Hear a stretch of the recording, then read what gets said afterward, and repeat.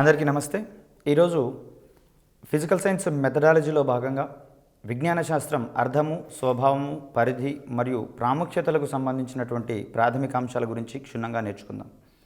దీంట్లో భాగంగా గత పరీక్షలో వచ్చినటువంటి ప్రశ్నలు ఏ విధంగా వచ్చినాయి మరియు ఇప్పుడు రాబోయేటటువంటి పరీక్షలోని ప్రశ్నల సరళి ఏ విధంగా ఉండబోతోంది అనేటటువంటి ఓరియంటేషన్లో మనం దీనికి సంబంధించినటువంటి అంశాలను క్షుణ్ణంగా అధ్యయనం చేద్దాం. దీంట్లో భాగంగా విజ్ఞాన శాస్త్రం యొక్క అర్థము మరియు స్వభావానికి సంబంధించినటువంటి ఈ ప్రాముఖ్యతలు మరియు పదజాలను కనుక మనం గమనిస్తే, విజ్ఞాన శాస్త్రం అనేది ఒక అనంతమైనటువంటి భావనగా మనం చెప్పుకుంటాం. ఇది కేవలం ఏదో ఒక రోజులో కానివ్వండి, ఒక నెలలో కానివ్వండి, ఒక సంవత్సరంలో కానివ్వండి అభివృద్ధి చెందినటువంటి భావన కాదు. ప్రాచీన కాలం నుంచి మొదలు పెట్టుకుంటే ప్రతి ఒక్క వ్యక్తి తన యొక్క పరిశీలనాత్మక దృష్టితో ఈ ప్రకృతిని పరిశీలించిన క్రమంలో తన యొక్క అనుభవాలు మరియు ఈ విజ్ఞానం యొక్క ఆధారంగా ఇక్కడ విజ్ఞాన శాస్త్రం అనేది డెవలప్ అయినటువంటి అంశంగా మనం ఇక్కడ గమనించుకోవచ్చు. ఇది ప్రాచీన భౌతిక శాస్త్రానికి మరియు ప్రాచీన విజ్ఞాన శాస్త్రానికి మరియు ఆధునిక విజ్ఞాన శాస్త్రానికి సంబంధించినటువంటి అంశాలలో ఎన్నో రకాలైనటువంటి మార్పులు కేవలం ఈ పరిశీలనలు మరియు అనుభవాల ఆధారంగా వచ్చినటువంటి అంశంగా మనం ఇక్కడ గుర్తుంచుకోవాలి. ఇక్కడ విజ్ఞాన శాస్త్రానికి సంబంధించినటువంటి ఖచ్చితమైనటువంటి నిర్వచనాన్ని కనుక మనం పరిశీలిస్తే, ఇక్కడ అందరికీ ఆమోదయోగ్యమైనటువంటి నిర్వచనాన్ని మనం ఇచ్చేటటువంటి పరిస్థితులలో ప్రస్తుతం లేము. ఎందుకంటే ప్రతి ఒక్క వ్యక్తి యొక్క దృష్టి ఆధారంగా ఈ విజ్ఞాన శాస్త్రం యొక్క ప్రాముఖ్యత కానివ్వండి, నిర్వచనం కానివ్వండి మారుతున్నటువంటి దృష్ట్యా విజ్ఞాన శాస్త్రాన్ని ఖచ్చితంగా నిర్వచించాలనేటటువంటి అంశంలో కనుక మనం పరిశీలిస్తే, ఇటువంటి అంశంలో మనం విఫలమయ్యేటటువంటి అంశాన్ని ఇక్కడ మనం గుర్తుంచుకోవాలి. ఇక్కడ సైన్స్ అనేటటువంటి ఈ విజ్ఞాన శాస్త్రం యొక్క పదజాలాన్ని మనం ఇక్కడ చూసినట్లయితే, సైన్స్ అనేటటువంటి మాట సైన్షియా అనేటటువంటి పదం నుంచి వస్తున్నట్లుగా మనం ఇక్కడ గమనించుకోవచ్చు.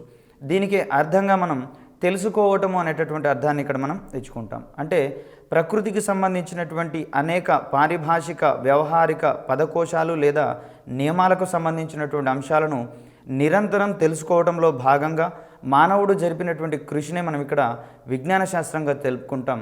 ఇది ప్రాచీన కాలం నుంచి ఇప్పటి వరకు జరిగినటువంటి ఒక అభివృద్ధి క్రమాన్ని ఆవిష్కరించేటటువంటి అంశంగా మనం ఇక్కడ పరిగణిస్తాం.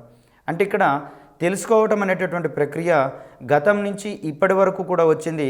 ఇది భవిష్యత్తులో కూడా కొనసాగేటటువంటి ఒక ప్రాథమిక అంశంగా మనం ఇక్కడ గుర్తుంచుకోవాలి.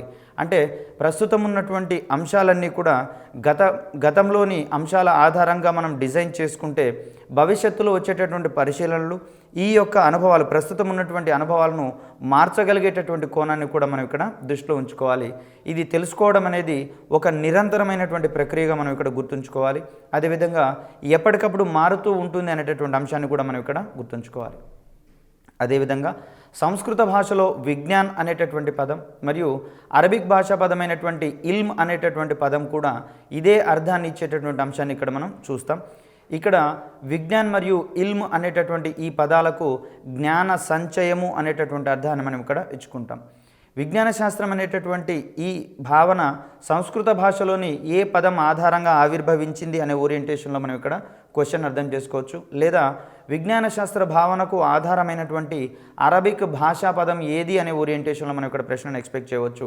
దీనికి సంబంధించి సంస్కృత భాషలో అయితే విజ్ఞానంగా పరిగణిస్తాం. అదేవిధంగా అరబిక్ భాషా పదాన్ని మనం ఇక్కడ ఇల్మ్ అనేటటువంటి అర్థాన్ని, ఇక్కడ ఇల్మ్ అనేటటువంటి పదాన్ని ఇస్తాము. ఈ రెండిటికి మనం ఇక్కడ జ్ఞాన సంచయము అనేటటువంటి అర్థంగా మనం ఇక్కడ చెప్పుకుంటాం. విజ్ఞాన శాస్త్రానికి సంబంధించినటువంటి కొన్ని క్రమమైనటువంటి మరియు రిలేటెడ్గా ఉండేటటువంటి నిర్వచనాలు కనుక మనం పరిశీలించినట్లయితే, ఇక్కడ ముందే చెప్పుకున్నట్టుగా ఖచ్చితమైనటువంటి నిర్వచనాన్ని మనం ఇక్కడ ఎక్స్పెక్ట్ చేయలేము. కానీ వాస్తవానికి దగ్గరగా ఉండేటటువంటి నిర్వచనాలను కొంత బేరీజు వేసుకుంటే ఇక్కడ వ్యవస్థీకరించబడినటువంటి జ్ఞాన అంశాన్నే మనం ఇక్కడ విజ్ఞాన శాస్త్రంగా పరిగణించవచ్చు అనేటటువంటి ఒక నిర్వచనం. అదేవిధంగా ప్రకృతి సంభవాలకు, అంటే ప్రకృతిలో జరిగేటటువంటి కొన్ని పరిశీలనలకు సంబంధించి దృగ్విషయాలకు సంబంధించినటువంటి వ్యాఖ్యానాన్ని లేదా దానికి సంబంధించినటువంటి అర్థ వివరణలకు సంబంధించినటువంటి ఒక అంశంగా ఇక్కడ మనం విజ్ఞాన శాస్త్రాన్ని గమనించవచ్చు. అంటే విజ్ఞాన శాస్త్రం అనేది నిరంతరం ప్రకృతిలో జరిగేటటువంటి దృగ్విషయాలకు సంబంధించినటువంటి అర్థ వివరణను అందిస్తుంది అనేటటువంటి ఓరియంటేషన్లో మనం ఇక్కడ విజ్ఞాన శాస్త్రాన్ని అర్థం చేసుకోవచ్చు. ఇదే కాకుండా సత్యాలకు సంబంధించినటువంటి ఒక రాశిగా, భౌతిక రాశిగా మనం ఇక్కడ విజ్ఞాన శాస్త్రాన్ని గురించి చెప్పుకోవచ్చు. అంటే మనం పరిశీలించినటువంటి అంశాలలో వాస్తవాలుగా పరిగణించబడేటటువంటి ఈ సత్యాలు లేదా ట్రూత్స్ అంటాము వీటికి సంబంధించినటువంటి అన్ని అంశాల యొక్క కలయికగా కూడా మనం ఇక్కడ విజ్ఞాన శాస్త్రాన్ని పరిగణిస్తాం. ఇదే కాకుండా కొలంబియా వారి ఎన్సైక్లోపీడియాకు సంబంధించినటువంటి నిర్వచనాన్ని కనుక మనం ఇక్కడ పరిశీలిస్తే, ప్రకృతి పరిసరాలకు మాత్రమే పరిమితమై సంచిత క్రమీకరించబడినటువంటి అభ్యసనంగా మనం ఇక్కడ విజ్ఞాన శాస్త్రాన్ని మనం పరిగణించవచ్చు. అంటే ప్రకృతితో పాటుగా పరిసరాలకు మాత్రమే పరిమితమైనటువంటి ఒక రకమైనటువంటి అభ్యసనగా మనం ఇక్కడ కొలంబియా ఎన్సైక్లోపీడియా అనేటటువంటి వారి యొక్క నిర్వచనంగా ఇక్కడ మనం విజ్ఞాన శాస్త్రాన్ని పరిగణించవచ్చు. ఇక్కడ క్రమీకరించబడినటువంటి ఒక అభ్యసనంగా మనం విజ్ఞాన శాస్త్రాన్ని పరిగణించే అంశాన్ని ఇక్కడ మనం చూస్తున్నాం. అదేవిధంగా ఆక్స్ఫర్డ్ అడ్వాన్స్డ్ లెర్నర్స్ డిక్షనరీకి సంబంధించినటువంటి నిర్వచనాన్ని కనుక మనం గమనిస్తే, భౌతిక ప్రపంచాన్ని, ప్రకృతి నియమాలను మరియు సమాజంలోని పలు విషయాలను పరిశీలించడం ద్వారా క్రోడీకరించినటువంటి సత్యాలను పరీక్షించడం ద్వారా వచ్చినటువంటి ఒక వ్యవస్థీకరించబడినటువంటి విజ్ఞానాన్నే ఇక్కడ మనం విజ్ఞాన శాస్త్రంగా మనం పరిగణించుకుంటున్నాం. అంటే కేవలం పరిశీలనల ద్వారా క్రోడీకరించబడినటువంటి సత్యాల యొక్క సమాహారంగా దానికి సంబంధించినటువంటి ఒక జ్ఞానంగా మనం ఇక్కడ విజ్ఞాన శాస్త్రాన్ని డిఫైన్ చేసుకునేటటువంటి అంశాన్ని ఇక్కడ మనం గుర్తుంచుకోవాలి. ఇది మనకు ఆక్స్ఫర్డ్ అడ్వాన్స్డ్ లెర్నర్స్ డిక్షనరీ వారు ఇచ్చినటువంటి ఒక నిర్వచనంగా మనం ఇక్కడ చూస్తాం. మరికొన్ని అంశాలను కనుక పరిశీలించినట్లయితే, ఇక్కడ విజ్ఞాన శాస్త్రం అనేది సంచితమైనటువంటి అంతులేని అనుభవాత్మకమైనటువంటి పరిశీలనల సమూహంగా మనం ఇక్కడ చెప్పుకుంటాం. ఈ పరిశీలనల యొక్క రిజల్ట్స్ ఏ విధంగా ఉండొచ్చు అనేటటువంటి ఓరియంటేషన్లో మనం ఇక్కడ ప్రశ్నలు ఎక్స్పెక్ట్ చేయవచ్చు. విజ్ఞాన శాస్త్రంలో అంతులేనటువంటి ఈ పరిశీలనల ద్వారా వచ్చేటటువంటి అంశాలుగా మనం ఇక్కడ భావనలు మరియు సిద్ధాంతాల గురించి మనం మాట్లాడుకుంటాం. ఈ పరిశీలన నుంచి పుట్టినటువంటి భావనలు మరియు సిద్ధాంతాలుగా మనం చెప్పుకుంటాం. ఈరోజు భౌతిక శాస్త్రానికి సంబంధించినటువంటిది రసాయన శాస్త్రము, జీవశాస్త్రము, వీటన్నిటికీ అనుబంధమైనటువంటి మరికొన్ని శాస్త్రాల యొక్క కలయికగా మనం విజ్ఞాన శాస్త్రాన్ని ఏ విధంగా అయితే పేర్కొంటున్నామో, ఈ విజ్ఞాన శాస్త్రంలోని పలు అంశాలను కనుక చూసినట్లయితే దైనందిన జీవితంలోని ముఖ్యమైనటువంటి భావనలు మరియు సిద్ధాంతాలకు సంబంధించినటువంటి పరిశీలన అంశాల యొక్క కలయికగా మనం ఇక్కడ విజ్ఞాన శాస్త్రాన్ని గురించి చెప్పుకోవాల్సి వస్తుంది. ఈ విధంగా ఏర్పడినటువంటి భావనలు మరియు సిద్ధాంతాలు తర్వాత జరిగేటటువంటి అనుభవాత్మకమైనటువంటి పరిశీలన వల్ల మార్పు చెందేటటువంటి అవకాశం కూడా ఉంటుంది. అంటే రూపొందినటువంటి ఈ భావనలు మరియు సిద్ధాంతాలు అనేవి ఇవి సుదీర్ఘకాలం మనగలుగుతాయా లేదా అనేటటువంటి అంశాలు తర్వాత జరిగేటటువంటి పరిశీలనల మీద డిపెండ్ అయ్యి ఉంటాయి అనేటటువంటి అంశాన్ని ఇక్కడ మనం గమనించుకోవాలి. అంటే ఇప్పటివరకు మనం రూపొందించుకున్నటువంటి సిద్ధాంతాలు పర్మనెంట్ అవ్వవచ్చు, కాకపోవచ్చు. ఇవి శాశ్వతమా అశాశ్వతమా అనేటటువంటి అంశాలు తర్వాత జరిగేటటువంటి పరిశీలనల ఆధారంగా డిజైన్ చేయబడతాయి అనేటటువంటి అంశాన్ని ఇక్కడ మనం గమనించుకోవాలి. ఫ్రెడరిక్ ఫ్రిడ్జ్ ప్యాట్రిక్ అనేటటువంటి శాస్త్రవేత్త యొక్క నిర్వచనాన్ని కనుక మనం ఒకసారి పరిశీలిస్తే, విజ్ఞాన శాస్త్రం అనేది జ్ఞాన విభాగాన్ని తెలియజేస్తుందని, ఈ విధంగా జ్ఞానాన్ని సంపాదించి పరస్పరం పరిష్కృతం చేయబడేటటువంటి సమస్యల యొక్క ప్రక్రియ అనేటటువంటి అంశాన్ని కలిగి ఉంటుంది అనేటటువంటి నిర్వచనాన్ని ఇక్కడ ఫ్రెడరిక్ ఫ్రిడ్జ్ ప్యాట్రిక్ అనేటటువంటి శాస్త్రవేత్త ఇచ్చిన అంశాన్ని ఇక్కడ మనం గమనించుకోవాలి. విజ్ఞాన శాస్త్రంలో రెండు భాగాలు ఉంటాయని, ఒకటి జ్ఞాన విభాగాన్ని తెలియజేస్తే, ఈ జ్ఞాన విభాగం ఆధారంగా దైనందిన జీవితంలో ఎదురయ్యేటటువంటి పలు సమస్యలకు పరిష్కారాన్ని కనుగొనేటటువంటి మరొక విభాగము. ఈ రెండింటి యొక్క కలయికగానే మనం ఇక్కడ విజ్ఞాన శాస్త్రం గురించి చెప్పుకుంటామనేటటువంటి ఓరియంటేషన్లో మనం ఇక్కడ ఈ డెఫినేషన్ చూడవచ్చు.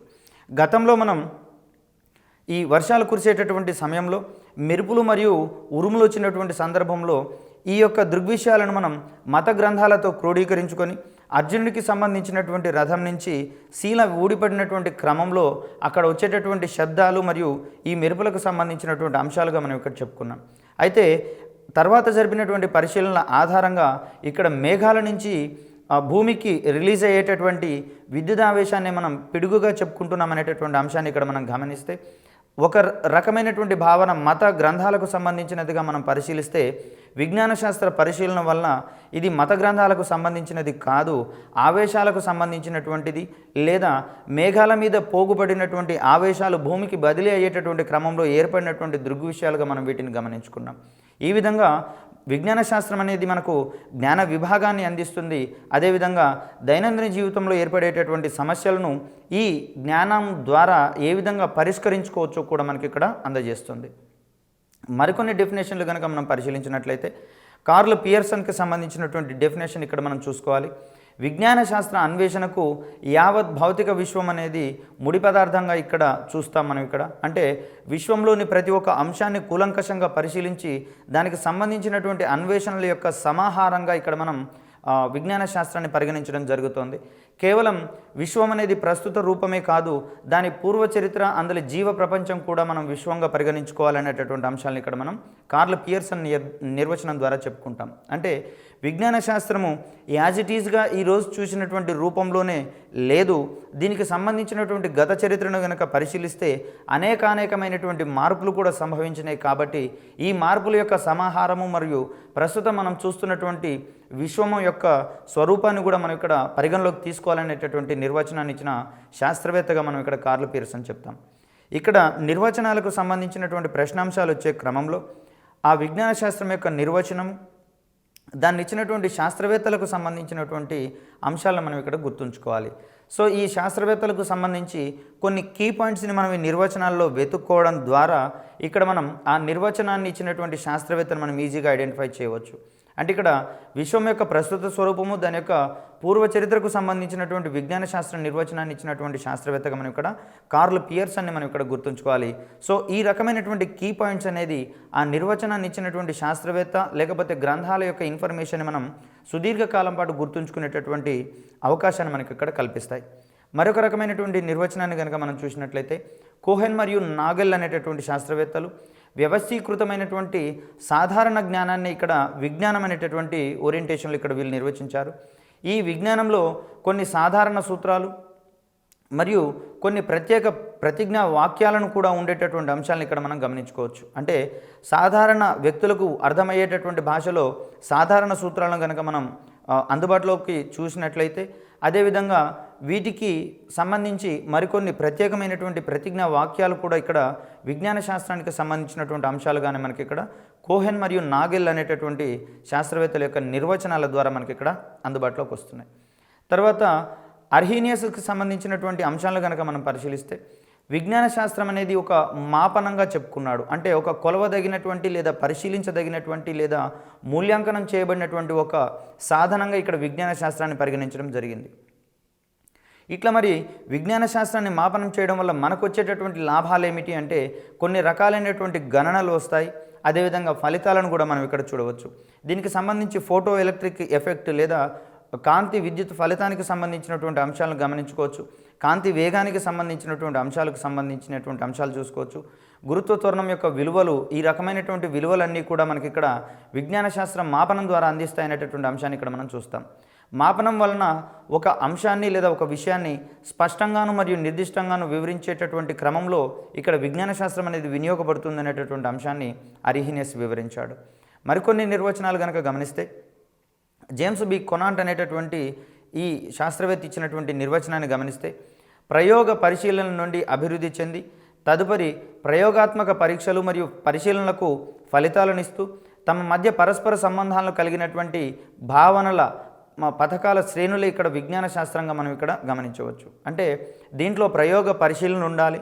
ఈ ప్రయోగ పరిశీలన ఆధారంగా అభివృద్ధి చెందినటువంటి జ్ఞానాన్ని తదుపరి ప్రయోగాత్మక పరీక్షల ద్వారా పరీక్షించి వాటికి సంబంధించినటువంటి ఫలితాలు అనుగుణంగా ఉన్నాయా లేదా, మరియు ఇక్కడ పరిశీలనలకు మరియు ప్రయోగాత్మక పరీక్షలకు మరియు వచ్చినటువంటి ఫలితాలకు పరస్పర సంబంధాలు ఉన్నాయా లేవా, ఒకవేళ లేనటువంటి క్రమంలో అక్కడ పరిశీలన యొక్క మరొక దృక్కోణాన్ని మనం ఏ విధంగా ఆవిష్కరించవచ్చు అనేటటువంటి అంశాలను ఇక్కడ జేమ్స్ బి కొనాంట్ ఇచ్చినటువంటి నిర్వచనం నుంచి మనం గమనించవచ్చు.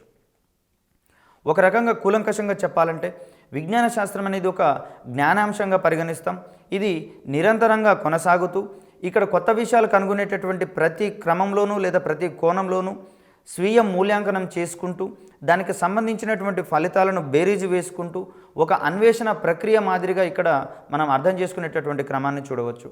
విజ్ఞాన శాస్త్రం అనేది ఒక జ్ఞానాంశం మాత్రమే కాదు, ఇది నిరంతరం కొనసాగుతూ ఉండేటటువంటి ప్రక్రియ. ఈ నిరంతరం కొనసాగేటటువంటి క్రమంలో ఏ ఏ అంశాలను మనం పరిశీలిస్తున్నాం, దానికి సంబంధించినటువంటి ఫలితాలు మనం పరిశీలన అంశాలకు అనుగుణంగా ఉన్నాయా లేవా అనేటటువంటి అంశాలు మనం స్వీయ మూల్యాంకనం ద్వారా గుర్తించి దానికి సంబంధించినటువంటి స్ట్రాటజీస్ని మనం ఇక్కడ నిర్మించుకుంటూ పోయేటటువంటి ఒక అన్వేషణ ప్రక్రియగా మనం ఇక్కడ విజ్ఞాన శాస్త్రాన్ని చూడవచ్చు. ఇక్కడ విజ్ఞాన శాస్త్రంలో ప్రధానంగా మనం జ్ఞానానికి సంబంధించినటువంటి అంశాలనే కాదు, ఈ విజ్ఞాన శాస్త్రాన్ని ఆవిష్కరించేటటువంటి క్రమంలో మనకు దోహదపడేటటువంటి ప్రక్రియలు కూడా ఒక భాగంగానే ఉన్నటువంటి అంశాన్ని ఇక్కడ మనం చూడవచ్చు.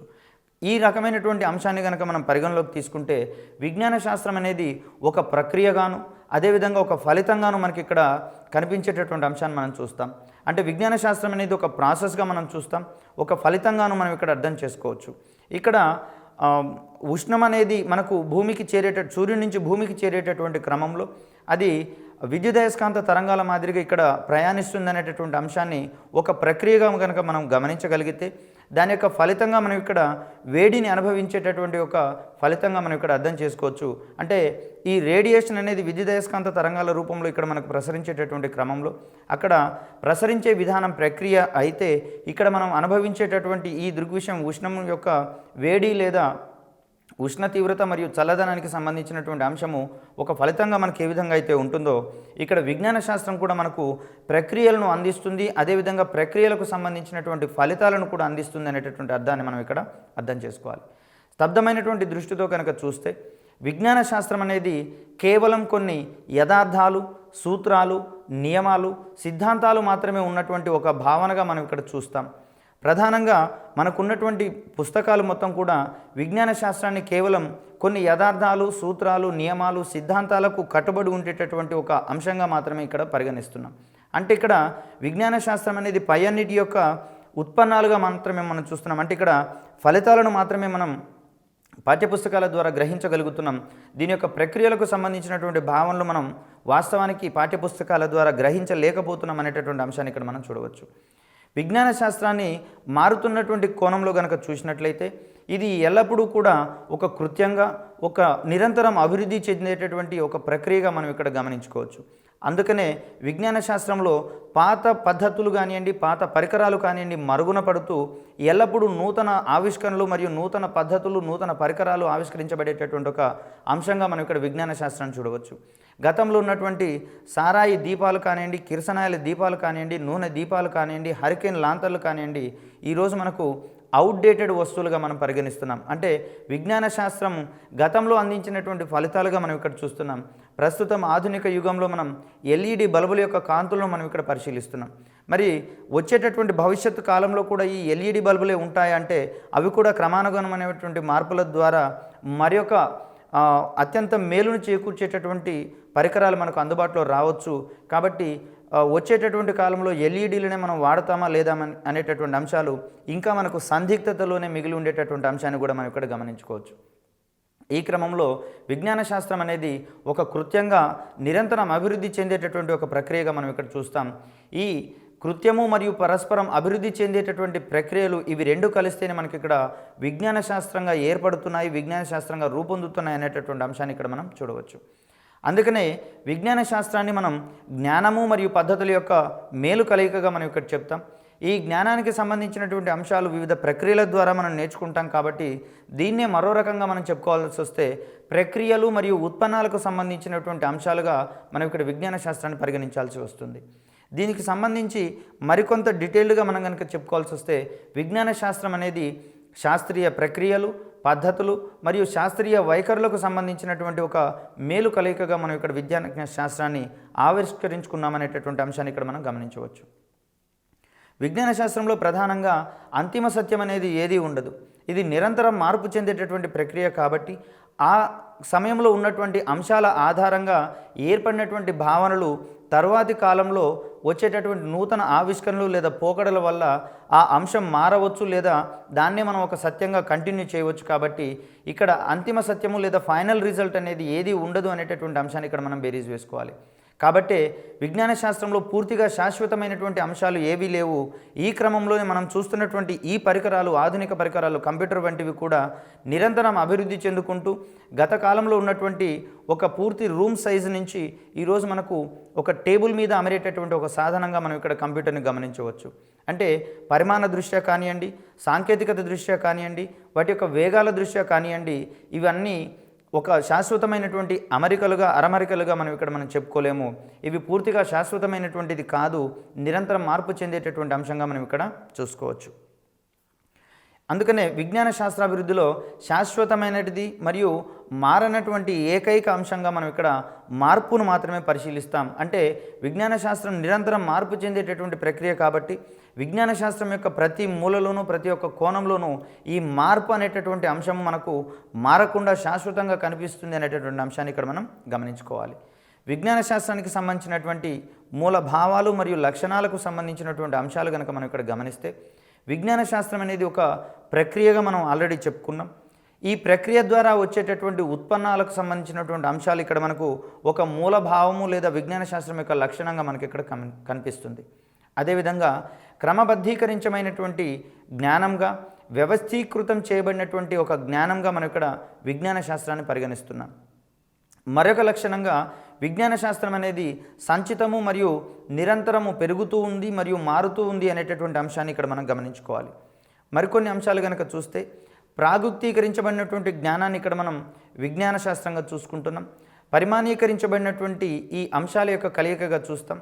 అదేవిధంగా వివిధ పరిశీలనలకు సంబంధించినటువంటి అనుభవాల ద్వారా వచ్చినటువంటి ఆ ఫలితాల యొక్క సమాహారంగా ఇక్కడ మనం విజ్ఞాన శాస్త్రాన్ని చూస్తున్నాం. ఇక్కడ విజ్ఞాన శాస్త్రంలో ఉండేటటువంటి లేదా మనం రూపొందించుకున్నటువంటి ఈ యథార్థాలు అనేవి తాత్కాలికంగానే పనిచేస్తాయనేటటువంటి అంశాన్ని ఇక్కడ మనం గమనించవచ్చు. దీంట్లో పరమసత్యాలు ఏవి ఉండవు అనేటటువంటి అంశాన్ని ఇక్కడ మనం గమనించుకోవాలి.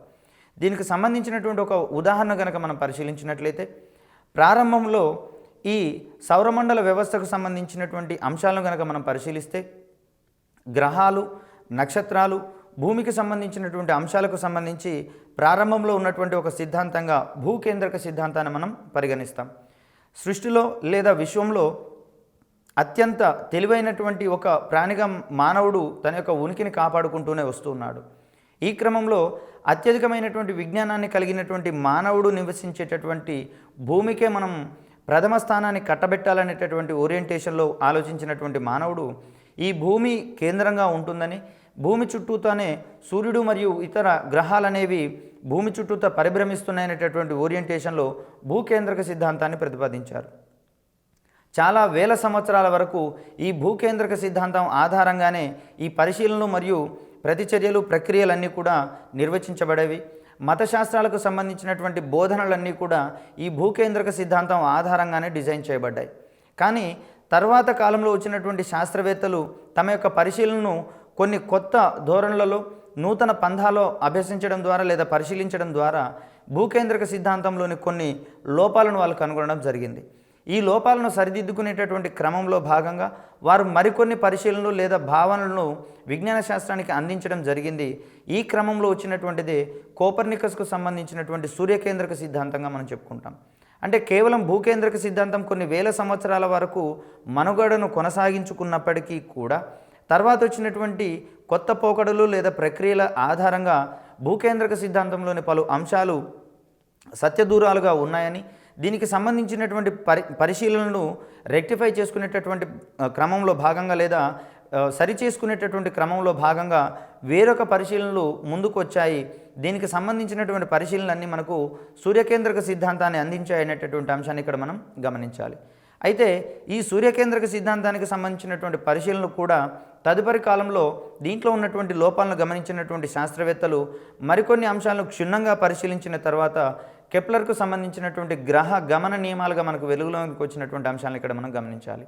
భూకేంద్రక సిద్ధాంతం మరియు సూర్యకేంద్రక సిద్ధాంతాలు ఇక్కడ ఆయా ఖగోళ వస్తువులు తిరిగేటటువంటి పథము వృత్తాకారంగా ఉందని పేర్కొంటే తర్వాత జరిగినటువంటి పరిశీలన ద్వారా ఈ వృత్తాకార మార్గాలు కాస్త దీర్ఘ వృత్తాకార మార్గాలుగా మార్పు చెందినటువంటి అంశాలు ఇక్కడ మనం గమనించాలి. అంటే సూర్యుడి వంటి నక్షత్రాల చుట్టూతా భూమి, బుధుడు, శుక్రుడు వంటి గ్రహాలు ఇక్కడ మనకు దీర్ఘ వృత్తాకార కక్షలో పరిభ్రమిస్తున్నాయనేటటువంటి అంశాలను మనకి ఇక్కడ కెప్లర్ ఇచ్చినటువంటి గ్రహ గమన నియమాల ఆధారంగా మనం రూపొందించుకున్నాం.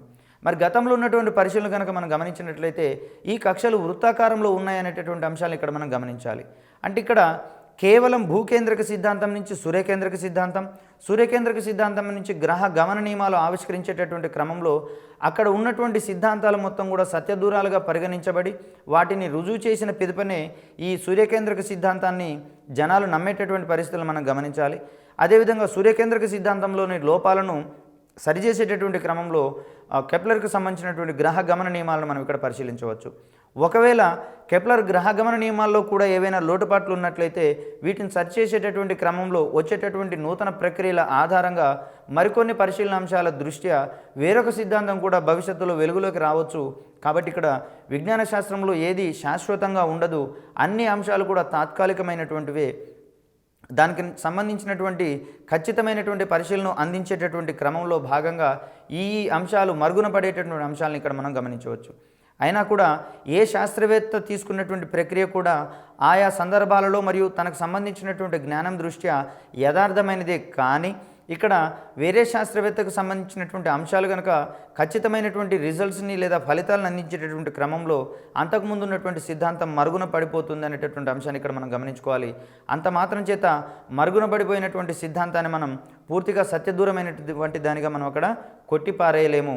దాని ఆధారంగానే ఈ సిద్ధాంతం కూడా వచ్చింది. కాబట్టి ఇక్కడ దేని యొక్క విలువ దానికే ఇవ్వాల్సినటువంటి అంశాన్ని ఇక్కడ మనం పరిగణించుకోవాలి.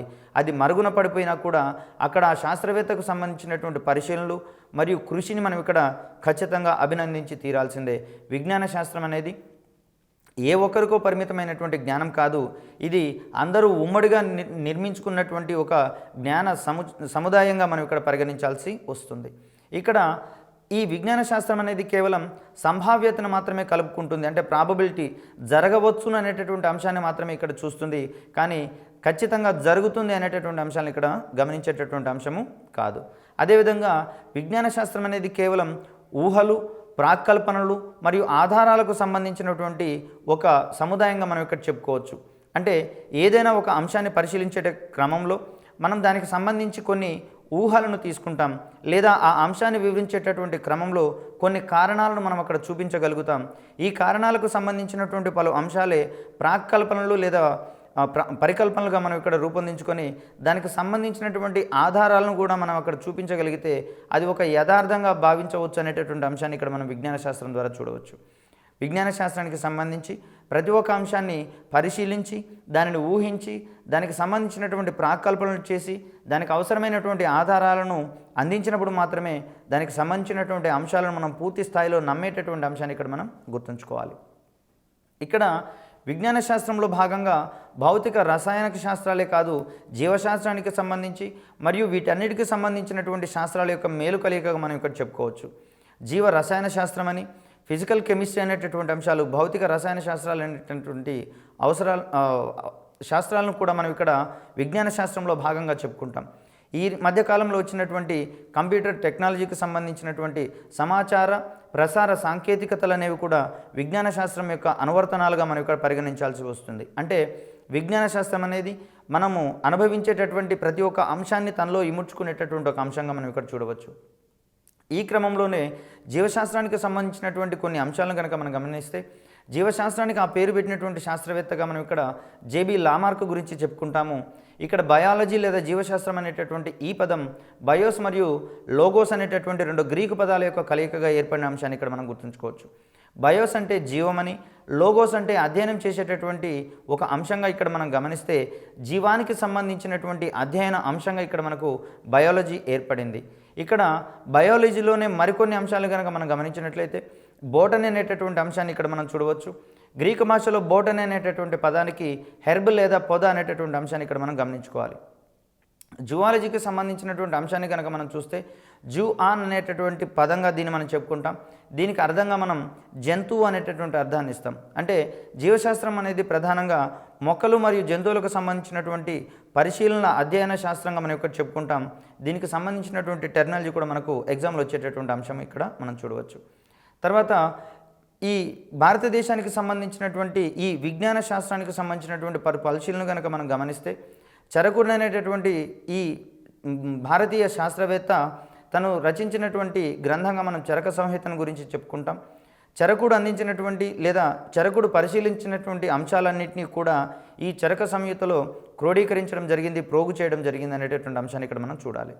అదేవిధంగా సుశ్రుతుడు అనేవాడు రచించినటువంటి గ్రంథంగా సుశ్రుత సంహితను గురించి చెప్పుకుంటాం. తర్వాత జీవశాస్త్ర పితామహుడుగా మనం అరిస్టాటిల్ని పరిగణించుకుంటాం. మరికొన్ని అంశాలు జీవశాస్త్రంలో ఉండేటటువంటి ప్రాథమిక శాఖలుగా మనం వృక్షశాస్త్రం మరియు జంతుశాస్త్రం గురించి చెప్పుకున్నాం. సో ఈ విజ్ఞాన శాస్త్రానికి సంబంధించినటువంటి పలు విస్తృతమైనటువంటి పరిశీలనలు మరియు పరిశోధనల ఆధారంగా మరికొన్ని నూతన శాఖలు ఈ విజ్ఞాన శాస్త్రంలో తమ యొక్క ఉనికిని పొందుతున్నట్టుగా కొనసాగించుకుంటున్నట్లుగా మనం ఇక్కడ గమనించవచ్చు.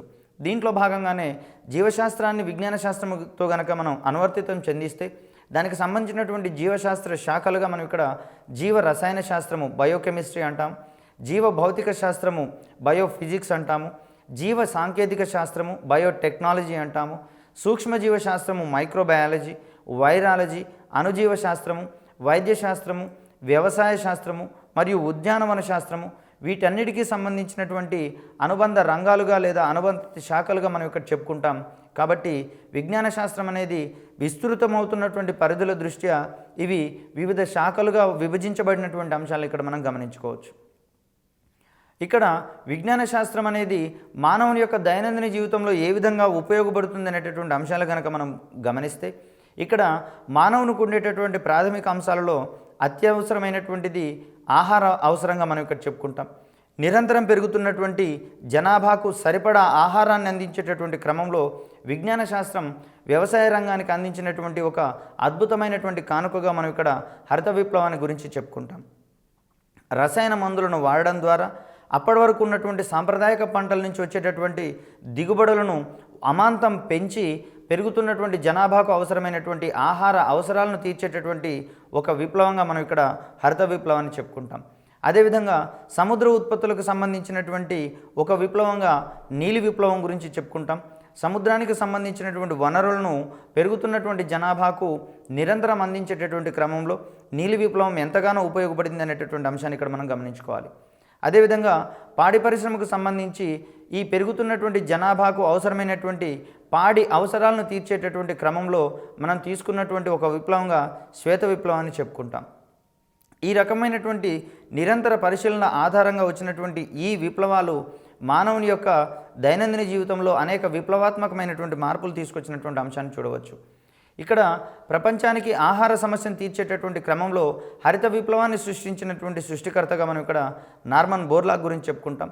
అదేవిధంగా భారతదేశంలో ఇదే హరిత విప్లవాన్ని వెలుగులోకి తీసుకొచ్చినటువంటి శాస్త్రవేత్తగా మనం ఎంఎస్ స్వామినాథన్కి సంబంధించినటువంటి అంశాలను ఇక్కడ మనం పరిగణిస్తాం.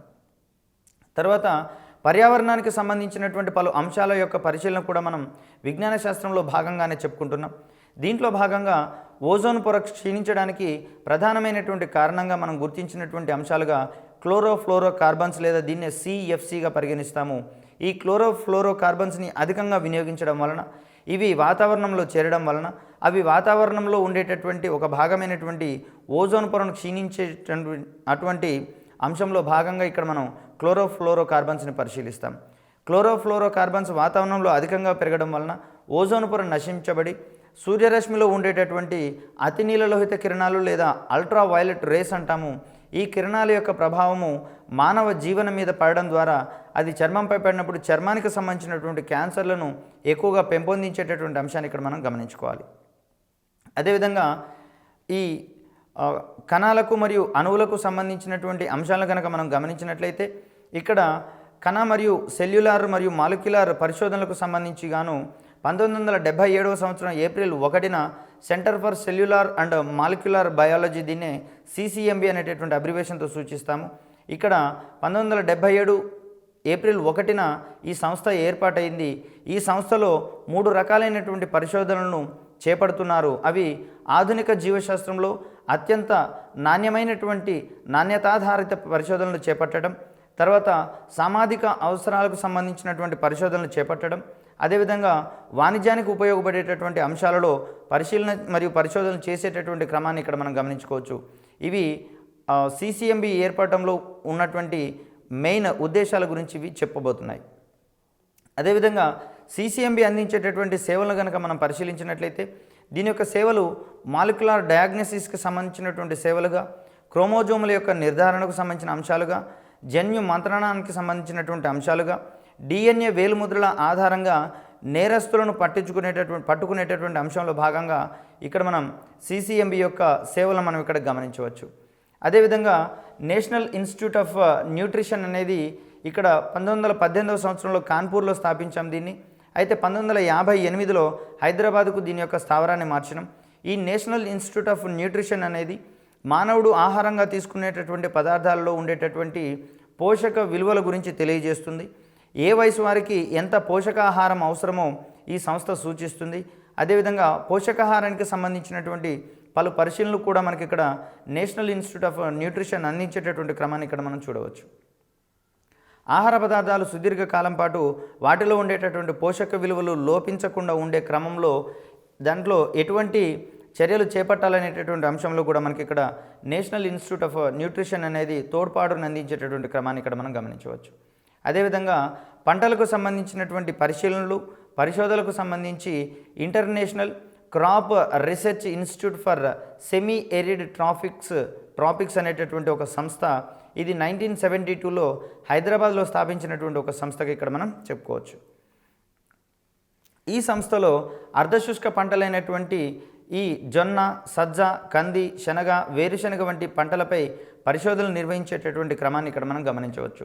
అర్ధశుష్క పంటలంటే వర్షాభావ పరిస్థితులలోనూ తక్కువ వర్షపాతాన్ని వినియోగించుకొని పండేటటువంటి పంటలనే మనం ఇక్కడ అర్ధశుష్క పంటలుగా మనం ఇక్కడ పరిగణిస్తాం. జొన్న, సజ్జ, కంది, శనగ, వేరుశనగ వంటి పంటలు ఇక్కడ మనకు అర్ధశుష్క పంటలుగా పరిగణించబడతారు అనేటటువంటి అంశాన్ని ఇక్కడ మనం చూడవచ్చు. క్రింది వారిలో అర్ధశుష్క పంటగా పరిగణించబడేది ఏది, అర్ధశుష్క పంటగా పరిగణించబడనిది ఏది అనే ఓరియంటేషన్లో మనం ఇక్కడ క్వశ్చన్లను ఎక్స్పెక్ట్ చేయవచ్చు. అదేవిధంగా ఈ జీవశాస్త్రానికి సంబంధించినటువంటి పలు వైరల్ వ్యాధులకు సంబంధించినటువంటి అవగాహనను ఎక్కువగా కల్పించేటటువంటి క్రమంలో భాగంగా ప్రపంచ ఆరోగ్య సంస్థ వారు WHO అంటాం, ఈ ప్రపంచ ఆరోగ్య సంస్థ మరియు ఐక్యరాజ్య సమితి UNO వాళ్ళు సంయుక్తంగా డిసెంబర్ 1వ తేదీని ప్రపంచ ఎయిడ్స్ దినోత్సవంగా ప్రకటించారు. దీన్ని పరిగణించేటటువంటి క్రమంలో దాని యొక్క ముఖ్య ఉద్దేశాన్ని కనుక మనం గమనిస్తే, ప్రస్తుతం ప్రపంచవ్యాప్తంగా అత్యధికంగా వ్యాప్తి చెందుతున్నటువంటి వ్యాధిగా మనం ఇక్కడ ఎయిడ్స్ వ్యాధిని మనం పరిగణిస్తున్నాము. ఈ ఎయిడ్స్ వ్యాధి సంభవించేటటువంటి రీజన్స్ లేదా కారణాలను మరియు కారకాలను ఇక్కడ మనం గమనించినట్లయితే దానికి సంబంధించినటువంటి అవగాహనను పెంపొందించుకొని ఎయిడ్స్ వ్యాధి రాకుండా మనం ఏ రకమైనటువంటి జాగ్రత్తలు తీసుకోవాలో, ఒకవేళ ఎయిడ్స్ వ్యాధిగ్రస్తుల పట్ల మనం ఏ రకమైనటువంటి దృక్పథాన్ని కలిగి ఉండాలో అనేటటువంటి అంశాలు ఇక్కడ మనం గమనించుకోవచ్చు. తర్వాత 2010 సంవత్సరం యొక్క గణాంకాల ప్రకారం భారతదేశంలో ఉండేటటువంటి HIV ఎయిడ్స్ వ్యాధిగ్రస్తులలో 15 నుంచి 29 సంవత్సరాల వయసు యువకులే అత్యధికంగా ఉన్నటువంటి అంశాన్ని ఇక్కడ మనం గమనించవచ్చు. అంటే ఈ సంవత్సరాలలో ఉండేటటువంటి యువతలో లేదా యువకులలో అక్కడ సరైనటువంటి మార్గనిర్దేశనం లేక మరియు వారిలో ఈ వ్యాధుల పట్ల సరైనటువంటి అవగాహన లేక విశృంఖలమైనటువంటి చర్యలకు వాళ్ళు పాల్పడడం ద్వారా ఈ వ్యాధి అత్యధికంగా ప్రబలుతుంది అనేటటువంటి అంశాలు ఇక్కడ మనం వాళ్ళు గమనించకపోవడం వల్ల ఇక్కడ వ్యాధిగ్రస్తుల యొక్క సంఖ్య పెరుగుతుంది అనేటటువంటి అంశాన్ని ఇక్కడ మనం గమనించాలి. బాధ్యతాయుతమైనటువంటి వ్యక్తులుగా తయారు చేయడానికి ప్రాథమిక స్థాయి నుంచి మరియు ఉన్నత విద్యా సంస్థల స్థాయి నుంచే విద్యార్థులకు ఎయిడ్స్ నియంత్రణ కార్యక్రమాలను ఒక పర్టికులర్ స్పెషల్ ప్రోగ్రామ్ మనం ఇక్కడ డిజైన్ చేసినాం. అడాలసెంట్ ఎడ్యుకేషన్ ప్రోగ్రామ్గా ఈ ప్రోగ్రామ్ని మనం చూస్తాం. దీని యొక్క ప్రాథమికమైనటువంటి విధి ఏమిటంటే విద్యార్థుల్లో ఈ ఎయిడ్స్ వ్యాధి పట్ల అవగాహనను కల్పించి వారికి సంబంధించినటువంటి జీవన శైలిని మార్చడం ద్వారా ఇక్కడ వారిని బాధ్యతాయుతమైనటువంటి పౌరులుగా మనం ఇక్కడ తీర్చిదిద్దుకోవచ్చు. దీంట్లో భాగంగా 2 కార్యక్రమాలను ఇక్కడ నిర్వహించడం జరిగింది. ఒకటి యువ మరియు రెడ్ రిబన్ క్లబ్ అనేటటువంటి అంశాలు ఇక్కడ మనం బేరీజు వేసుకోవాలి. ఇక్కడ విజ్ఞాన శాస్త్రం అనేది నిరంతరం మారుతూ ఉండేటటువంటి ఈ క్రమంలో ఎదురయ్యేటటువంటి ప్రతి ఒక్క అంశము మనకు కీలకమైనదే కాబట్టి ఇక్కడ విజ్ఞాన శాస్త్రం యొక్క పరిధి మరియు ప్రాముఖ్యత ఏ విధంగా ఉంది అనేటటువంటి అంశాల్లో మనం ఇక్కడ ప్రశ్నలు ఎక్స్పెక్ట్ చేయవచ్చు. ఇక్కడ విజ్ఞాన శాస్త్రం యొక్క పరిధి నిర్దిష్టంగా ఇంత అని మనం బేరీజ్ చేయలేము, కానీ దీన్ని అర్థం చేసుకునేటటువంటి క్రమంలో ఏ అంశాలు మనకు వినియోగపడతాయి అనేటటువంటి ఓరియంటేషన్లో ఈ పరిధి యొక్క ప్రాముఖ్యతను మనం ఇక్కడ గమనించుకోవచ్చు.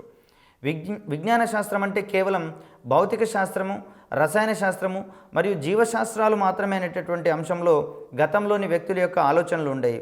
అయితే క్రమక్రమంగా వ్యక్తుల యొక్క ఆలోచనలు మారుతున్న కొద్దీ, పరిశీలనాంశాలు మారుతున్న కొద్దీ, వారి యొక్క దృక్పథాలు మరియు ఆసక్తులు మారుతున్న కొద్దీ నూతనమైనటువంటి అధ్యయన అంశాలు ఇక్కడ విజ్ఞాన శాస్త్రంలో జోడించబడ్డాయి. కాబట్టి ప్రస్తుతం అనేవి ఈ విజ్ఞాన శాస్త్రంలో భౌతిక, రసాయన, జీవశాస్త్రాలే కావు, మరికొన్ని శాస్త్రాలు కూలంకషంగా ఇక్కడ ఒక భాగంగా ఏర్పడ్డాయి అనేటటువంటి అంశాన్ని ఇక్కడ మనం గుర్తుంచుకోవాలి.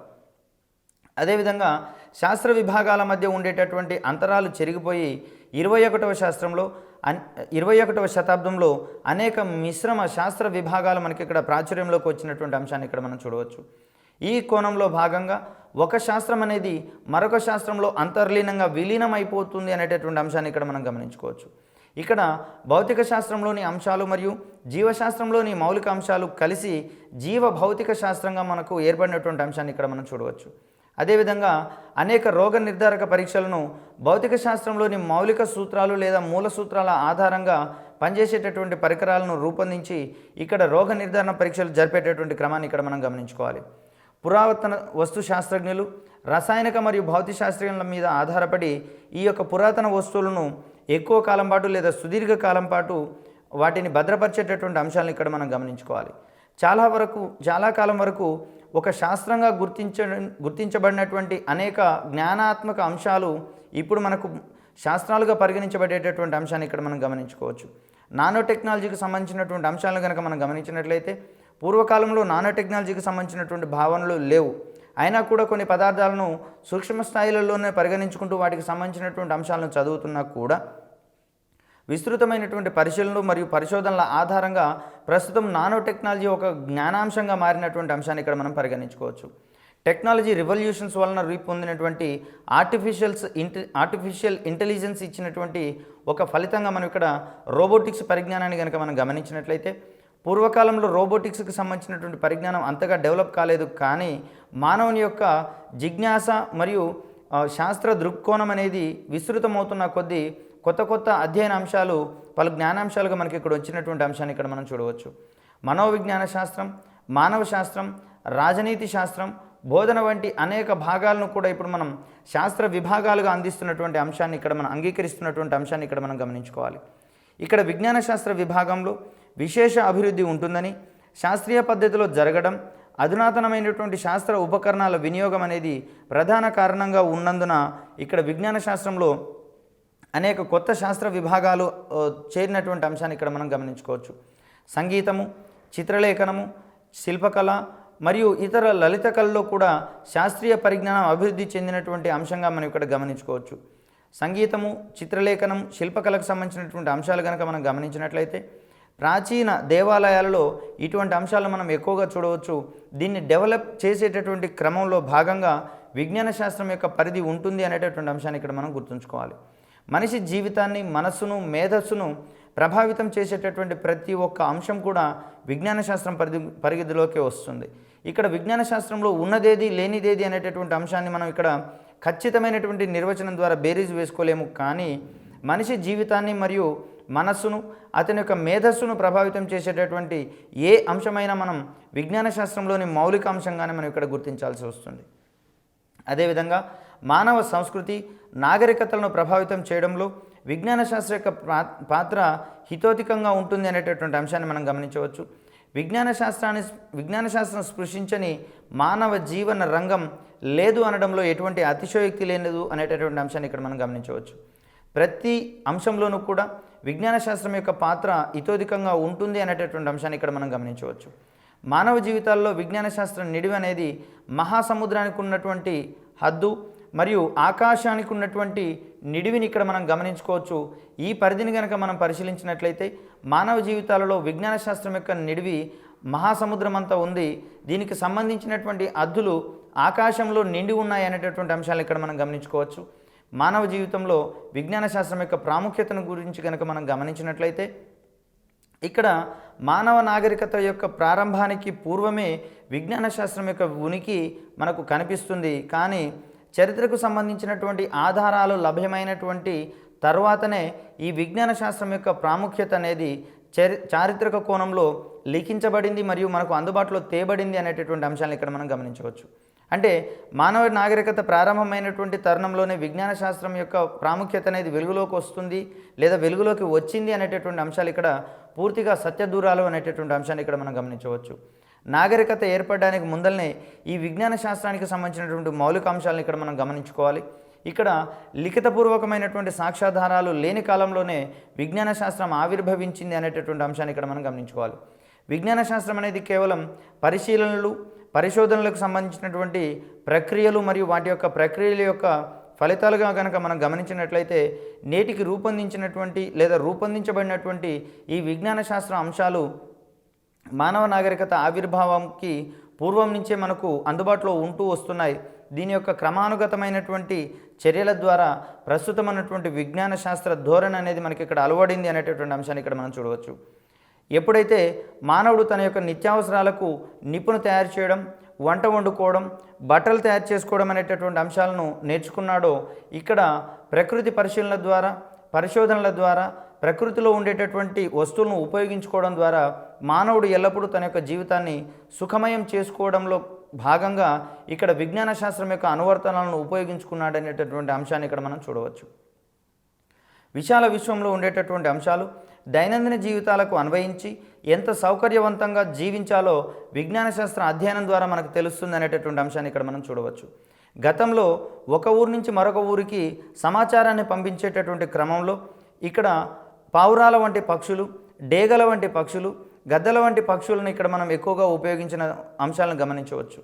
కాలక్రమంలో ఈ సమాచారం అనేది గుర్రాల మీద మనుషులను పంపడం ద్వారా మనం ఇక్కడ సమాచారాన్ని పంపించుకున్నాం. కానీ ప్రస్తుత ఆధునిక యుగంలో ఒక ఊరి నుంచి మరొక ఊరికి లేదా ఒక ఊరిలోని వ్యక్తి నుంచి మరొక ఊరిలోని వ్యక్తికి సమాచారాన్ని పంపించడం అనేది నిమిషాలు, సెకండ్ల మీద జరిగిపోయేటటువంటి క్రమాన్ని ఇక్కడ మనం గమనించుకోవచ్చు. అంటే నాగరికత అనేది కేవలం మొబైల్ ఫోన్ల ద్వారా ప్రారంభమైంది అనేటటువంటి అంశాన్ని ఇక్కడ మనం చెప్పుకోలేం. సో ఈ రకమైనటువంటి అంశాలను మనం కూలంకషంగా పరిశీలించి గత కాలంలో ఉండేటటువంటి విజ్ఞాన శాస్త్ర అంశాలు ప్రస్తుతం ఉన్నటువంటి విజ్ఞాన శాస్త్ర అంశాలుగా ఏ విధంగా రూపొందాయో తెలుసుకోవాలంటే ఇక్కడ మనకు చారిత్రక ఆధారాలు అనేవి మనకు ఖచ్చితంగా అవసరం. ప్రస్తుతం ఆధునిక సమాచారం ఎదుర్కొంటున్నటువంటి అనేక సమస్యలకు కూడా మనకు విజ్ఞాన శాస్త్రం అనేది కొన్ని పరిష్కార మార్గాలను చూపించగలుగుతుంది. ఆధునిక సమాజం ఎదుర్కొన్నటువంటి అధిక జనాభా నుంచి ఏ విధంగా మనం వైదొలగవచ్చు లేదా దాని యొక్క ప్రభావాన్ని మనం ఏ విధంగా తగ్గించుకోవచ్చు అనేటటువంటి అంశాన్ని, ఈ పెరుగుతున్నటువంటి జనాభా ఆధారంగా పెరుగుతున్నటువంటి కాలుష్యాన్ని, పేదరికాన్ని, నిరుద్యోగము మరియు పరస్పరం వ్యక్తుల్లో పెరుగుతున్నటువంటి అశాంతి, ప్రాణాంతక వ్యాధులు, వీటన్నిటికీ సంబంధించినటువంటి సమస్యల నుంచి మనని విజ్ఞాన శాస్త్రం అనేది కాపాడేటటువంటి ఒక సాధనంగా మనం ఇక్కడ, ఒక ప్రక్రియగా మనం ఇక్కడ చెప్పుకోవచ్చు. అదేవిధంగా మానవ జీవన విధానంలో వివిధ వ్యక్తులలో, ఆలోచనలలో, విలువలలో, సంస్కృతిలో, నాగరికతలో సమస్యలను పరిష్కరించడంలో ఇక్కడ విజ్ఞాన శాస్త్రం అనేది ఎంతో ప్రాముఖ్యతను సంతరించుకుంది అనేటటువంటి అంశాన్ని గమనించుకోవచ్చు. విజ్ఞాన శాస్త్రాన్ని క్షుణ్ణంగా పరిశీలించినటువంటి ప్రతి వ్యక్తి తన జీవన విలువలో లేకపోతే జీవన విధానంలో వచ్చేటటువంటి ఏ సమస్యనైనా ఈ విజ్ఞాన శాస్త్ర అనుభవాల ద్వారా దాన్ని అప్పటికప్పుడే పరిష్కరించుకోగలుగుతాడు. లేదా తనకు గనక ఆ శక్తి లేకపోతే దాన్ని పరిష్కరించగలిగేటటువంటి శక్తుల ద్వారానైనా వాటిని అన్వేషించి మరి ఆ యొక్క సమస్యను తీర్చుకునేటటువంటి క్రమాన్ని ఇక్కడ మనం గమనించుకోవచ్చు. ప్రారంభంలో ప్రాచీన మానవునికి ఉన్నటువంటి నమ్మకాలకు, ఆధునిక మానవునికి ఉన్నటువంటి నమ్మకాలలో హస్తిమ శకాంతరం ఉన్నటువంటి అంశాన్ని ఇక్కడ మనం గమనించుకోవచ్చు. ప్రారంభంలోని సమాజాలలో మూఢనమ్మకాలు, అపోహలు అధికంగా ఉండేవి.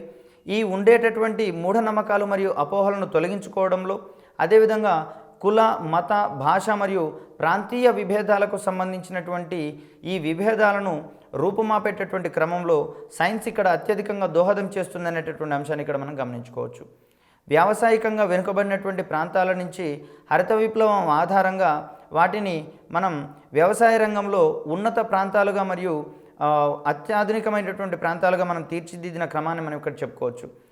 పెరిగేటటువంటి జనాభాకు ఆహార భద్రతను కల్పించేటటువంటి క్రమంలో హరిత విప్లవం అనేది ఒక ఉన్నతమైనటువంటి, అత్యున్నతమైనటువంటి సాధనంగా మనం ఇక్కడ పరిగణించాల్సి ఉంటుంది. అదేవిధంగా విచక్షణ జ్ఞానాన్ని, సహేతుకమైనటువంటి శాస్త్రీయ వైఖరిని, వాస్తవాల పరిశీలనను అలవరించేటటువంటి ఒక శాస్త్రంగా మనకి ఇక్కడ విజ్ఞాన శాస్త్రం అనేది రూపొందించింది. ఇక్కడ విజ్ఞాన శాస్త్రానికి సంబంధించి క్రింది వానిలో దాని యొక్క ప్రాముఖ్యత దృష్ట్యా సరి అయినదేది, సరికానిదేది అనేటటువంటి ఓరియంటేషన్లో మనం ఇక్కడ క్వశ్చన్ ఎక్స్పెక్ట్ చేయవచ్చు. ఇక్కడ విచక్షణ జ్ఞానాన్ని, సహేతుక వైఖరిని, వాస్తవాల పరిశీలనను అలవరించేటటువంటి అంశంగా క్రింది వానిలో దేన్ని పరిగణించవచ్చు అనేటటువంటి అంశంలో మనం ఇక్కడ క్వశ్చన్ ఎక్స్పెక్ట్ చేయవచ్చు. దీనికి సమాధానంగా మనం విజ్ఞాన శాస్త్రానికి సంబంధించి మనం పేర్కొంటాం. అదేవిధంగా విజ్ఞాన శాస్త్రానికి సంబంధించినటువంటి నిర్మాణాన్ని కనుక మనం పరిశీలించినట్లయితే దీంట్లో ఉండేటటువంటి మౌలిక అంశాల మీద మనం ఇక్కడ పట్టు సాధించాల్సినటువంటి అంశం ఉంది. విజ్ఞాన శాస్త్ర ఫలితాలైనటువంటి యథార్థాలు, భావనలు, సిద్ధాంతాలు మొదలగు వాటిని చర్చించేటటువంటి ఒక ప్రక్రియగా, ఒక అంశంగా మనం ఇక్కడ విజ్ఞాన శాస్త్రం యొక్క ద్రవ్యాత్మక నిర్మాణం గురించి చెప్పుకుంటాం. క్రింది వానిలో విజ్ఞాన శాస్త్రం యొక్క ద్రవ్యాత్మక నిర్మాణంగా పరిగణించబడేది ఏది లేదా పరిగణించబడేది ఏది అనేటటువంటి ఓరియంటేషన్లు ఇక్కడ మనం క్వశ్చన్ ఎక్స్పెక్ట్ చేయవచ్చు. అదేవిధంగా నిరంతర శాస్త్ర అభివృద్ధికి దోహదపడేటటువంటి అన్ని రకాలైనటువంటి ప్రక్రియలు, పద్ధతులు మరియు దీనికి దోహదం చేసేటటువంటి శాస్త్రీయ వైఖరులు, వీటన్నిటిని కూడా మనం ఇక్కడ సంశ్లేషణాత్మక నిర్మాణంగా మనం ఇక్కడ చెప్పుకుంటాం. క్రింది వానిలో సంశ్లేషణాత్మక నిర్మాణంగా పరిగణించబడేది ఏది లేదా పరిగణించబడేది ఏది అనేటటువంటి అంశంలో మనం ఇక్కడ ప్రశ్నను ఎక్స్పెక్ట్ చేయవచ్చు. దీనికి యథార్థాలు, భావనలు, సిద్ధాంతాలు అనేవేమో ద్రవ్యాత్మక నిర్మాణం గురించి చెప్తే, శాస్త్రాభివృద్ధికి దోహదపడేటటువంటి వివిధ ప్రక్రియలు, పద్ధతులు మరియు వైఖరులు అనేవి మనకు సంశ్లేషణాత్మక నిర్మాణంగా మనం ఇక్కడ పేర్కొంటాం. దీనినే విజ్ఞాన శాస్త్రం యొక్క ప్రాథమిక నిర్మాణంగా మనం ఇక్కడ చెప్పుకుంటాం. జే ష్వాబ్ మరియు ఫినిక్స్ అనేటటువంటి శాస్త్రవేత్తల ప్రకారం ఈ శాస్త్ర నిర్మాణాన్ని రెండు రకాలుగా సూచించారు. విజ్ఞాన శాస్త్ర నిర్మాణం అనేది సంశ్లేషణాత్మక నిర్మాణం మరియు ద్రవ్యాత్మక నిర్మాణాల యొక్క కలయికగా మనం ఇక్కడ చెప్పుకుంటాం. సంశ్లేషణాత్మక నిర్మాణంలో భాగంగా ఉండేటటువంటి అంశాలను కనుక మనం పరిశీలించినట్లయితే ప్రక్రియలు, పద్ధతులు మరియు వైఖరులకు సంబంధించినటువంటి అంశాలను ఇక్కడ మనం గమనించుకోవాలి. ఇక్కడ సంశ్లేషణాత్మక నిర్మాణాలుగా ప్రక్రియలు, పద్ధతులు, వైఖరులను కనుక మనం పరిశీలిస్తాం. అదేవిధంగా ద్రవ్యాత్మక నిర్మాణంగా ఇక్కడ మనం యథార్థాలు, భావనలు, సిద్ధాంతాలు, సూత్రాలు మరియు నిర్ణయాలకు సంబంధించినటువంటి అంశాలను ఇక్కడ మనం చూస్తాం. దీంట్లో భాగంగా సంశ్లేషణాత్మక నిర్మాణంగా పరిగణించేది ఏది లేదా ద్రవ్యాత్మక నిర్మాణంగా పరిగణించేది ఏది అనేటటువంటి ఓరియంటేషన్లో మనం ఇక్కడ క్వశ్చన్ ఎక్స్పెక్ట్ చేయవచ్చు. లేదా క్రింది వానిలో విజ్ఞాన శాస్త్ర నిర్మాణానికి సంబంధించి సంశ్లేషణాత్మక నిర్మాణం కానిదేది అనే ఓరియంటేషన్లో కూడా మనం ఇక్కడ క్వశ్చన్ని ఎక్స్పెక్ట్ చేసే అవకాశం ఉంది. అదేవిధంగా ద్రవ్యాత్మక నిర్మాణానికి సంబంధించినటువంటి అంశాలను కనుక మనం ఇక్కడ పరిశీలించినట్లయితే దీంట్లో విజ్ఞాన శాస్త్ర ప్రక్రియల ఫలితంగా మనం కనుగొన్నటువంటి యథార్థాలు, భావనలు, సాధారణీకరణలు, అదేవిధంగా సిద్ధాంతాలు మరియు నియమాలు, వివిధ రకాలైనటువంటి నియమాలు ఉండేటటువంటి అంశాన్ని ఇక్కడ మనం గమనించుకోవచ్చు. ఇక్కడ ద్రవ్యాత్మక నిర్మాణంలో భాగంగా మనకు ఏ ఏ అంశాలు మనకి ఇక్కడ విజ్ఞాన శాస్త్రంలో అందుబాటులో ఉన్నాయి అనేటటువంటి అంశంలో మనం ఇక్కడ క్వశ్చన్ ఎక్స్పెక్ట్ చేయవచ్చు. అదేవిధంగా విజ్ఞాన శాస్త్ర నిర్మాణంలో ఇమిడి ఉండేటటువంటి కొన్ని అంశాలను వివరించండి అనేటటువంటి ఓరియంటేషన్లో కూడా మనం ఇక్కడ క్వశ్చన్ ఎక్స్పెక్ట్ చేయవచ్చు. మరియు విజ్ఞాన శాస్త్రం యొక్క ప్రాముఖ్యతలకు సంబంధించినటువంటి అంశాలను ఇక్కడ మనం చూడవచ్చు. అదేవిధంగా విజ్ఞాన శాస్త్రం నుంచి ఆధునిక సమాజం ఏ రకమైనటువంటి సమస్యలకు పరిష్కారాలను పొందుతుంది అనేటటువంటి అంశంలో కూడా మనం ఇక్కడ ప్రశ్నలను ఏర్పాటు చేయవచ్చు. కాబట్టి విజ్ఞాన శాస్త్రానికి సంబంధించి ఇక్కడ ప్రాథమిక పరిశీలనలు ఏ విధంగా మారుతున్నాయి, దీని యొక్క లక్షణాలు ఏ విధంగా ఉన్నాయి, అదేవిధంగా స్వభావాన్ని మనం ఏ విధంగా నిర్వచించుకుంటున్నాం, ఇక్కడ విజ్ఞాన శాస్త్ర నిర్వచనాలకు సంబంధించినటువంటి మౌలిక అంశాలు మరియు వాటికి సంబంధించినటువంటి పరిమితులు ఏ విధంగా ఉన్నాయి అనేటటువంటి ఓరియంటేషన్లో మనం ఇక్కడ అత్యధికమైనటువంటి క్వశ్చన్స్ని ఎక్స్పెక్ట్ చేయవచ్చు. కాబట్టి ఇక్కడ విజ్ఞాన శాస్త్రం అనేది నిరంతరంగా మన దైనందిన జీవితంతో అన్వయించుకునేటటువంటి ఒక ప్రక్రియగానే మనం ఇక్కడ దీన్ని మనం అధ్యయనం చేయవలసి వస్తుంది. విజ్ఞాన శాస్త్రాన్ని కేవలం ఒక శాస్త్రీయ అధ్యయనంగానే మనం ఇక్కడ పరిశీలించలేము. నేర్చుకున్నటువంటి అంశాలను మనం పరస్పరం మన యొక్క దైనందిన జీవితంలో అన్వయింప చేసుకుంటూనే దీన్ని క్షుణ్ణంగా అధ్యయనం చేసినట్లయితే ఇది మనకు పూర్తి స్థాయిలో బోధపడుతుంది, అవగతం అవుతుంది. కాబట్టి అవగాహన కల్పించబడుతుంది. కాబట్టి ఈ విజ్ఞాన శాస్త్రాన్ని నిరంతరం మనకు అందుబాటులో ఉన్నటువంటి పలు పరిశీలన అంశాలను ఇక్కడ జోడించుకొని దీన్ని అధ్యయనం చేయడం ద్వారా దీనికి సంబంధించినటువంటి అంశాలు ఎక్కువగా మనకు జ్ఞప్తిలో ఉంటాయి మరియు దీనికి సంబంధించినటువంటి అంశాలు మనకు పూర్తిగా అవగతం అవుతాయి, అవగాహన కల్పించబడతాయి అనేటటువంటి అంశాన్ని ఇక్కడ మనం గమనించుకోవాలి. విజ్ఞాన శాస్త్ర బోధనలో ప్రధానంగా ఉపాధ్యాయుడు చూడాల్సింది ఏంటంటే విజ్ఞాన శాస్త్రం అనేది కేవలం బోధించేటటువంటి ప్రక్రియ మాత్రమే కాదు, విద్యార్థుల్లో శాస్త్రీయ వైఖరులు మరియు వైజ్ఞానిక వైఖరులు అలవర్చేటటువంటి ఒక సాధనంగా మనం విజ్ఞాన శాస్త్ర బోధనని ఇక్కడ మనం పరిగణించుకోవాల్సి వస్తుంది. కేవలం ఇక్కడ జ్ఞానాన్ని ఒకరి నుంచి మరొకరికి బదిలీ చేసేటటువంటి ఒక ప్రక్రియగా మనం విజ్ఞాన శాస్త్ర బోధనను మనం తెలుసుకోలేము. విజ్ఞాన శాస్త్రంలో పూర్వకాలం నుంచి వచ్చేటటువంటి శాస్త్రవేత్తల యొక్క పరిశీలన వైఖరులు కానివ్వండి, పరిశోధనాత్మక వైఖరులు కానివ్వండి, ప్రయోగాలకు సంబంధించినటువంటి మార్పులు మనకు దైనందిన జీవితంలో ఏ విధంగా లాభపడ్డాయి, మన యొక్క జీవన సరళిని ఎంత సరళీకరించి ఎంత సుఖమయం గావించాయి అనేటటువంటి అంశంలోనూ మనం ఇక్కడ విజ్ఞాన శాస్త్రాన్ని ఇక్కడ ఒక క్షుణ్ణమైనటువంటి అధ్యయనాన్ని కొనసాగించాల్సినటువంటి అధ్యయనంగా ఇక్కడ మనం చూడవచ్చు. తర్వాత విజ్ఞాన శాస్త్రానికి సంబంధించినటువంటి నిర్మాణాన్ని గనక మనం ఇక్కడ పరిశీలించినట్లయితే ఇక్కడ విజ్ఞాన శాస్త్రం నిర్మాణంలో ఏ విధమైనటువంటి ప్రశ్నలు రాబోతున్నాయి, ఈ విజ్ఞాన శాస్త్రం యొక్క నిర్మాణాన్ని మనం ఏ విధంగా అధ్యయనం చేయవచ్చు, ఏ విధంగా అవగాహన చెందించుకోవచ్చు అనేటటువంటి ఓరియంటేషన్ మనం ఇక్కడ గమనించాల్సి ఉంది. ఇక్కడ విజ్ఞాన శాస్త్రంలో మనం యథార్థాలు, భావనలు, సిద్ధాంతాలు వీటి గురించినటువంటి అధ్యయనాన్ని మనం ద్రవ్యాత్మక నిర్మాణంగా చెప్పుకున్నాం. అదేవిధంగా నిరంతరం మారుతూ ఉండేటటువంటి ఈ విజ్ఞాన శాస్త్ర వైఖరుల గురించి మనం అధ్యయనం చేసేటటువంటి అంశాలుగా మనం ఇక్కడ ప్రక్రియలు, పద్ధతులు, వైఖరులు ఇటువంటి సంశ్లేషణాత్మక నిర్మాణానికి సంబంధించినటువంటి అంశాలను ఇక్కడ మనం చూసినాం. ఈ సంశ్లేషణాత్మక నిర్మాణాలు మరియు ద్రవ్యాత్మకమైనటువంటి నిర్మాణాల ఆధారంగా మనం ఇక్కడ క్రమబద్ధమైనటువంటి జ్ఞానాన్ని 2 భాగాలుగా మనం ఇక్కడ తీసుకుంటాం. మొదటిది ప్రాయోగిక విజ్ఞానంగా చూస్తే, రెండవది సైద్ధాంతికపరమైనటువంటి పరిజ్ఞానంగా మనం ఇక్కడ చెప్పుకుంటాం. అయితే ప్రాచీన కాలం నుంచి వస్తున్నటువంటి పరిశీలనల ద్వారా పెంపొందించబడినటువంటి జ్ఞానాన్ని సిద్ధాంత పరిజ్ఞానం లేదా సైద్ధాంతిక పరిజ్ఞానంగా మనం చెప్పుకుంటాం. ఇక్కడ ఉన్నటువంటి ఈ విజ్ఞాన శాస్త్రాన్ని సైద్ధాంతిక విజ్ఞాన శాస్త్రంగా మనం ఇక్కడ పరిగణిస్తాం. అయితే సైద్ధాంతిక వైజ్ఞానిక శాస్త్రంలో కేవలం అంశాలను సిద్ధాంతాల రూపంలో, భావనల రూపంలో, యథార్థాల రూపంలో మాత్రమే మనం ఇక్కడ క్రోడీకరించుకున్నాం. అయితే దీనికి సంబంధించి పలు అంశాలు ఎన్నిసార్లు చేసినా కూడా అదే రిజల్ట్స్ని అందించేటటువంటి క్రమాన్ని మనం ఇక్కడ చూడాల్సి ఉంటుంది. అది ఆ రకమైనటువంటి రిజల్ట్స్ని అందించినటువంటి క్రమంలో భాగంగానే ఇక్కడ ప్రాయోగిక జ్ఞానం అనేది ఇక్కడ మనకు పెంపొందించుకున్నాం.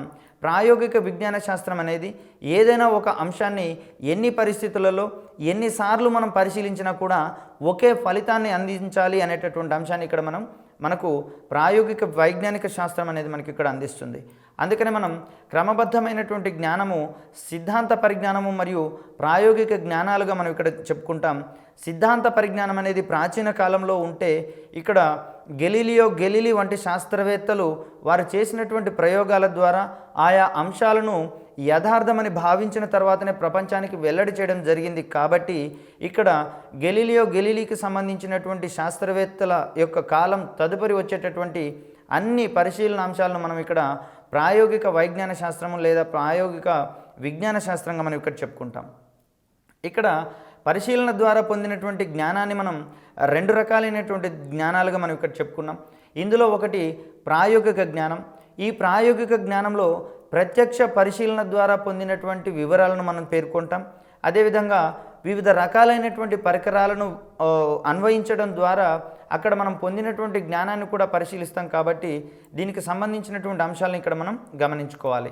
సో ఇక్కడ పరిశీలన ద్వారా పొందినటువంటి జ్ఞానంలో ప్రాయోగిక జ్ఞానంగా పరిగణించబడేది ఏది, సిద్ధాంతిక పరిజ్ఞానంగా పరిగణించబడేది ఏది అనేటటువంటి ఓరియంటేషన్లో మనకి ఇక్కడ ప్రశ్నలు వచ్చేటటువంటి అంశాలు ఉన్నాయి. కాబట్టి విజ్ఞాన శాస్త్రంలో టీచింగ్ మెథడాలజీ ద్వారా మనం విజ్ఞాన శాస్త్రం పూర్వ రంగంలో ఏ విధంగా అభివృద్ధి చెందించబడింది, అదేవిధంగా ఆధునిక యుగానికి వచ్చేటటువంటి క్రమంలో ఈ వైజ్ఞానిక శాస్త్రంలోని పోకడలు లేదా పరిశీలనలు అనేవి ఏ విధంగా మార్పు చెందినాయి, అదేవిధంగా నూతన పోకడల ద్వారా మానవ జీవన సరళి ఏ విధంగా మార్పు చెందింది, ఈ క్రమాలన్నింటినీ కూడా జ్ఞప్తిలో ఉంచుకొని మనం దీన్ని క్షుణ్ణంగా అధ్యయనం చేసినట్లయితే టీచింగ్ మెథడాలజీ, విజ్ఞాన శాస్త్రానికి సంబంధించినటువంటి టీచింగ్ మెథడాలజీ ఫుల్ఫిల్గా చేయబడుతుంది. అదేవిధంగా దీనిని మనం పరీక్షల్లో మార్కులు అందించేటటువంటి ఒక ఖచ్చితమైనటువంటి సాధనంగా ఇక్కడ మనం బేరీజు వేసుకోవచ్చు.